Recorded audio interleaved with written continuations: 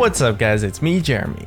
The patch 6.2 notes are out, and with a bunch of direct changes to champions and other things, come a bunch of hidden or indirect changes as a result. If you enjoyed the video, don't forget to hit that like button, and if you don't enjoy the video, please click the dislike. And if this video hits, let's say 12,000 ratings, I'll make another one of these for the next patch. As well, I've partnered with ProGuides.com for the editing on this video. I've personally been using them to start learning Twisted Fate, and they have a free trial that gets you full access, so you can check it out and decide for yourself if you like it or not. Anyways, let's get started. So the first hidden or indirect buff is a little bit quirky, but I think it's one that will be underrated by a lot of people. And it's a buff to champions that have long-ranged channel abilities. This is going to be stuff like Varus with his Q, Xerath with his ultimate, and so on. The reason for this is because you will now be able to cast trinkets while channeling an ability. More specifically, casting the blue trinket while channeling those kinds of abilities will be really helpful in a lot more situations than you might expect, since you suddenly have a reliable way to see into the fog of war when trying to snipe someone down. But just keep in mind that this change will be broken for both Xerath and Jhin specifically at the start of the patch, so it will take a little bit until it is fixed for this change to have an effect on those champions specifically. The next group of champions who received an indirect buff are junglers who have a weak early game. In this patch, Dr. Mundo, Elise, and Kindred all received reasonably sized nerfs, and all three of them were junglers who had an incredibly strong early game and could easily take advantage of junglers who were weak early on. And because of the nerfs, they're also likely to be played less, which gives a bit of a leg up to junglers weak in the early game, since you'll now be a little bit more likely to get an easier matchup and be able to survive to level 6. Although this change also affects the other junglers a tiny bit as well, it's much more impactful to those who really struggled to just survive the early game, since those three champions that got nerfed was a key group of bad matchups for them. Another group of champions who received an indirect buff are any champions who use a Keystone mastery that isn't Thunderlord's Decree. This one's a little self-explanatory since Thunderlords is receiving a pretty sizable nerf.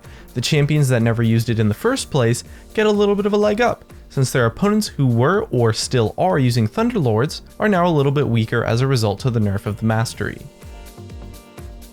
Also receiving an indirect buff are the utility mages. Due to the reasonable buffs on Morellos and Athenes, those champions who built those items, generally utility mages, now have an easier time getting cooldown reduction and mana regeneration that their kits crave so heavily. When these items were weak, it was pretty hard to itemize for 40 or 45% cooldown reduction, but now with these changes, there should be no problem for a mage to hit that cap and really max out on their utility.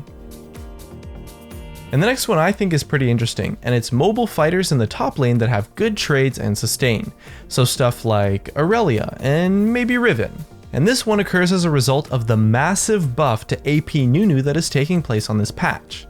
Because of the buff, top lane Nunu is likely going to become a lot more popular, maybe even a highly contested pick. And these mobile fighters that have enough sustain, or in Riven's case shields, to keep up with Nunu's poke do really well against him in lane. Nunu only has one damaging ability outside of his ultimate, so his laning power comes from the targeted poke that he gets from his snowball leading to some free damage, and the nice sustain that he gets from his consume.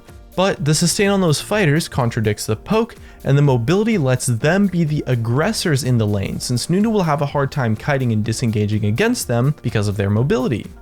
As for how good and how popular Nunu top will be, well, it's hard to say for sure, but it's definitely going to be more than it was in the last patch.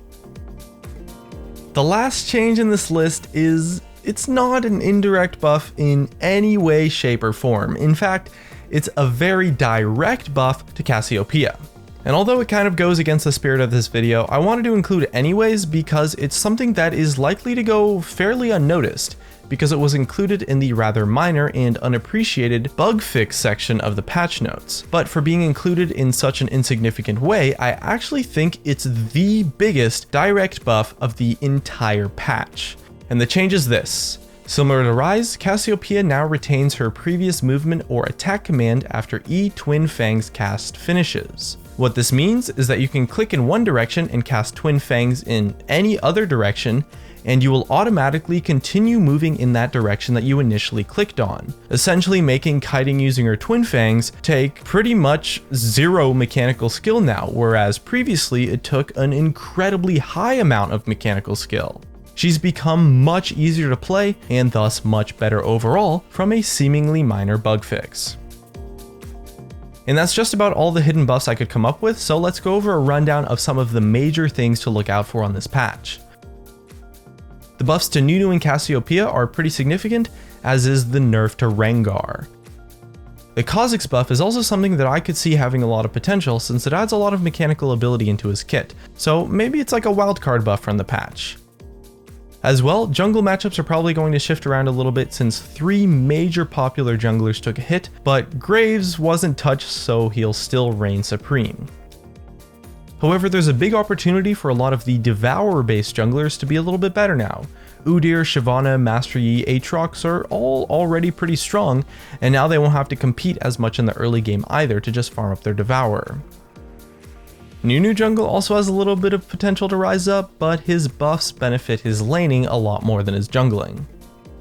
And make sure to keep in mind that the way wall collision works has been changed a little bit, so flashing and warding over walls will be a little bit different and might take some getting used to. And of course, look out for everyone trying out the new Shen and Jhin, or maybe even give them a shot yourself. I certainly had some fun trying them out on the PBE. And that's just about it. Here are some of my favorite comments from a previous video where I asked what your favorite thing about the Mordekaiser rework was. For a chance to be featured in a future video, leave a comment about what your favorite change in patch 6.2 is. Thanks for watching, and I'll see you guys next time.